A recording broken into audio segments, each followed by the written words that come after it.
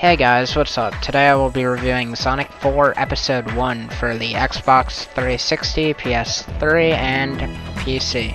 I will be playing on the PC version, but the PC version isn't very different from the Xbox 360 or PS3 version, so you shouldn't even find much of a difference, other than my gameplay may have a mouse cursor in the middle. Please try and ignore it. I know, I tried everything. I tried moving my mouse and it didn't fucking move. It's such a pain.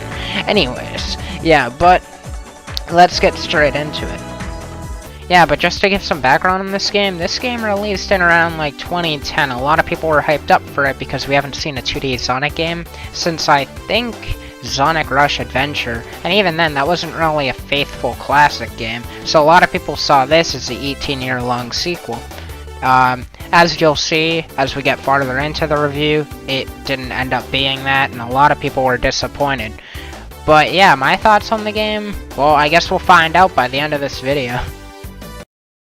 Upon starting the game, you'll notice Sonic's definitely doing his signature finger wag, alright? But I feel it has too many frames, if anything, because the original one made sense. It was only like 2 frames, so like it worked. But this one was given too many, but too little, if you know what I mean. Like, it was given more than the first one, but it wasn't given enough to make it look professional per se. It just kind of looks like a cheap Flash game.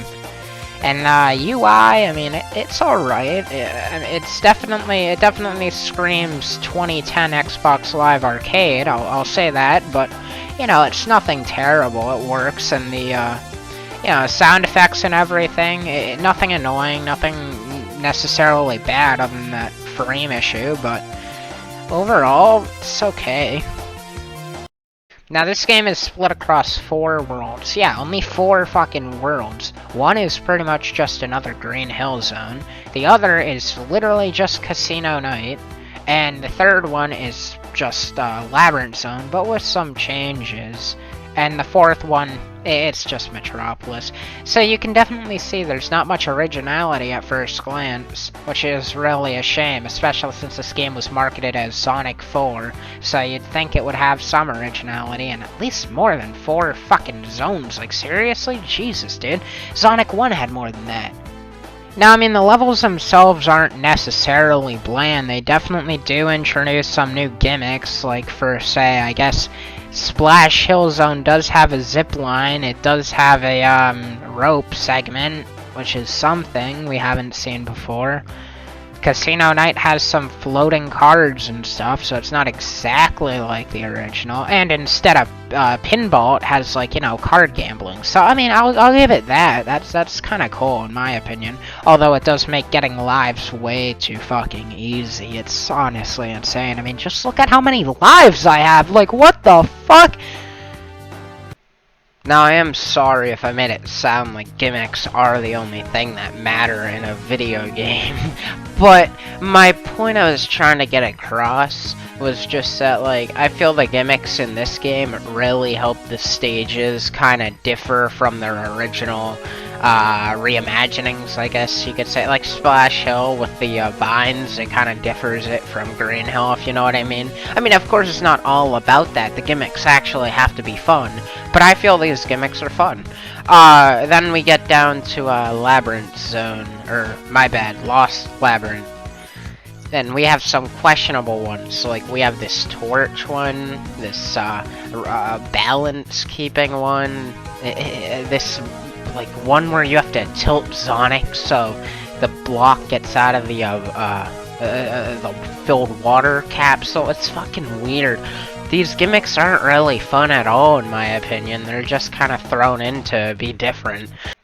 The level design in this game is not too bad. The enemy placement's just fine, in my opinion. Although I guess it could be a bit better. It's not bad or unfair, and you have to understand this is a Dimps game. So if anything, it's fucking great. And obviously this game isn't portable or anything unless you're playing on phone.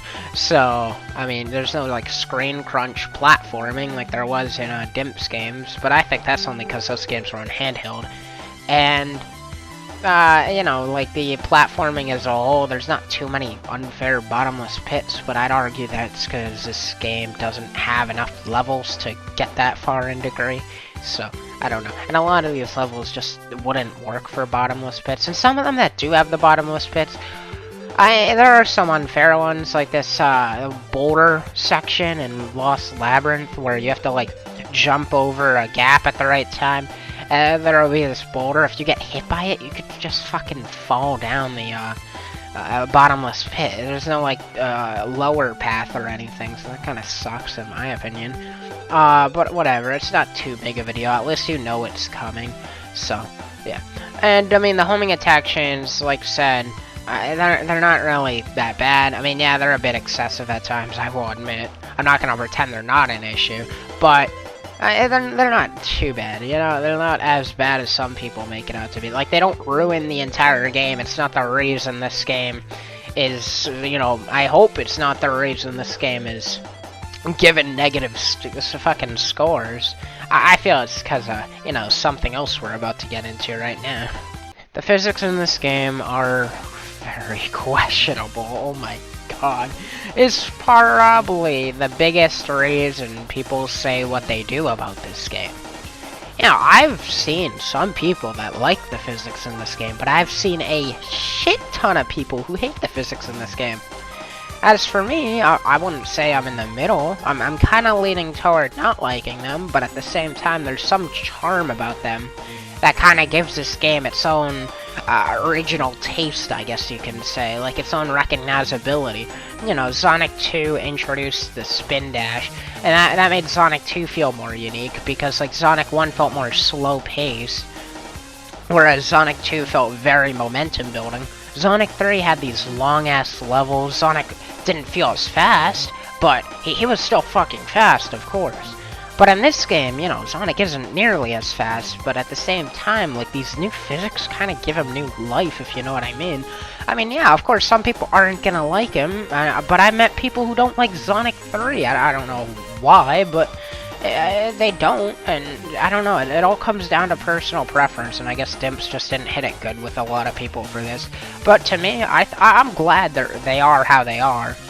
But I personally just, I agree that they're not very faithful, or in that case, good. Though I have to say, the music in this game, in my opinion, is pretty fucking good.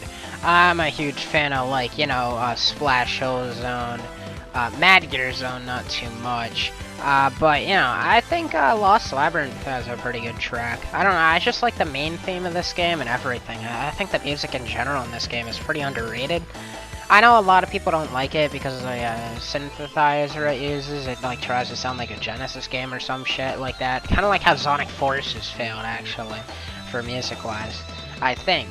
But yeah, I don't know. I feel the music's pretty good despite the weird, you know, sound effects they use or whatever you call it. I don't really know.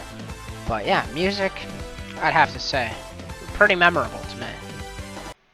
Alright, now on to the bosses. These bosses scream unoriginal, at least in my opinion, because they're literally the same thing as they were before. For example, Splash Hill was like Green Hill, right? So of course it has the Green Hill boss, the Wrecking Ball. You know, Lost Labyrinth, you know, it's like Labyrinth, right? So it has to have the chase. I mean, it screams unoriginality until you notice that after you beat the boss, like, or you think you beat the boss, he like gets, Eggman gets this new phase, and something new happens, like the Wrecking Ball boss, he'll fucking, like, start throwing the Wrecking Ball at you, like, slamming it and shit instead of swinging it. I think that's pretty cool. I mean, it definitely makes the boss different, at least, and, you know, pretty fun, I have to say. There are some annoying ones, like the Labyrinth Zone one. I mean, yeah, it is different, for sure, but, it's just not too fun in my opinion, because like Eggman kind of goes in like a corner and then all these blocks try and trap you and crush you, so you have to like jump off them and jump into that corner hole where Eggman is and attack him. It can be a bit time consuming and boring, but that's just my opinion, and at the end of the day, at least they try to change the bosses up. Overall, the bosses aren't actually too bad. I mean, yeah, they're not original, but it doesn't matter because they're still fun. This game also has special stages, and to get them, well, if you don't already know that this game's pretty much a carbon copy of Sonic 1 at times, guess how you get them. You get 50 rings, you pass the goal, and there's a giant ring, just like in Sonic 1. And the special stages themselves are no different, except kinda different, because instead of tilting, like, you know, controlling Sonic, you have to control the screen. And I know a lot of people don't like this, but I personally really like it. I think these special stages can be pretty fun. Of course, there are some stressful ones, like, recording this video, I didn't want to just go dry and not get all the Chaos Emeralds. So I decided to get all the Chaos Emeralds, and goddamn, that last special stage was hell. You'll see footage of it right here. It's a pain in the ass. Like, you can't, you know, sometimes you don't see where you're going. So you could just land at an exclamation point, which, by the way, is how you end the special stage.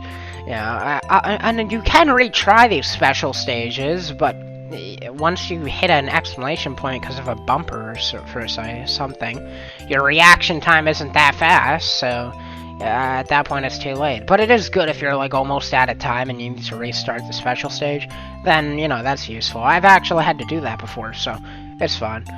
Upon getting all the Chaos Emeralds, you obviously get Super Sonic, you get to use them in normal stages and everything. Now, I gotta say, Super Sonic looks fucking beautiful in this game, at least for this game's graphics. Like, when he does a spin dash, it is so good. Oh my god, it's so crisp. I wish the rest of the game looked like this. It's just so beautiful. And he controls pretty well. I mean, there's not much of a difference between him and normal Sonic, other than he's way faster and he controls better, is invincible, but you know, overall, there's no, like, new moves or anything, but, yeah, it's Super Sonic, who the fuck cares? Obviously, to activate him, you have to, get 50 rings, jump, and press X. So, yeah, nothing different.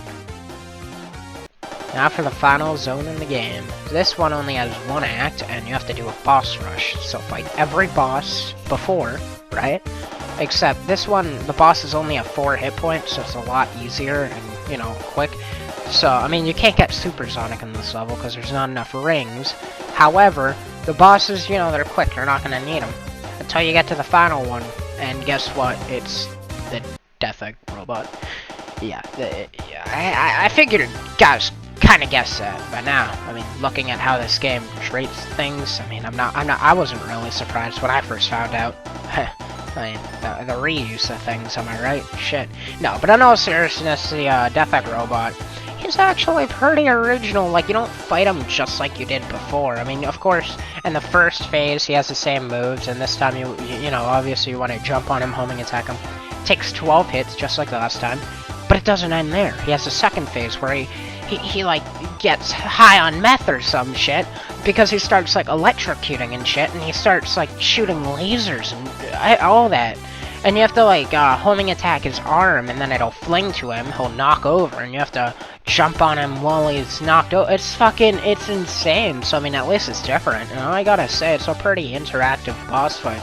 Yeah, it's a pretty good boss fight, I have to say. So, I mean, after you're done that, the game ends, and, you know, the ending is just like how it was in Sonic 1.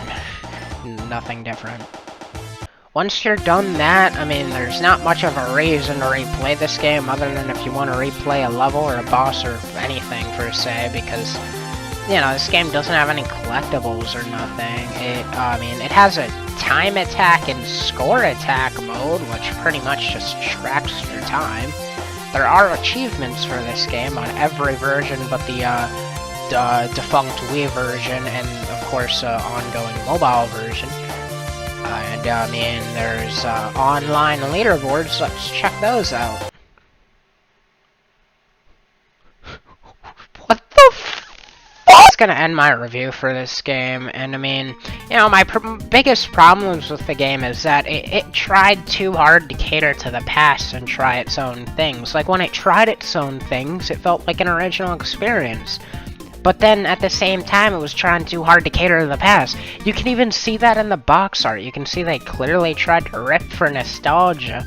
And I guess in 2010, sure, nostalgia wasn't as big of a craze as it was in, for say, 2015 or now. But at the same time, I don't know. I feel like they should have just tried something completely new. I mean, even if that meant bad, at least then they would have been trying something. At the end of the day, though, I wouldn't say this game is too bad. I'd probably give it like a 7 out of 10. It's alright. Yeah, but if you want to play this game, then you can always play it on any phone, I believe. It's only $3. You can play it on Xbox 360 and Xbox One, where it's like $9 or $10, my bad. And you could also play it on PS3 and PS4. PS4 on PlayStation Now, of course. You used to be able to play it on the Wii. I feel like I mentioned earlier, if I didn't, correct me on that. But WiiWare, of course, shut down our Wii Shop channel, so every WiiWare game is unplayable, and that was a WiiWare game. Even, you know, virtual console games, anything like that. Any game that was on the Wii Shop channel, completely gone, as you guys know. So this game was one of those. I don't know. The Wii version did have some differences, like you had to tilt the controller for the special stages. I found that pretty weird. But I mean, overall, I mean, there's not much of a difference between it anyways. And yeah, so that's about it for this review. Please never question my Steam playtime on this game, ever.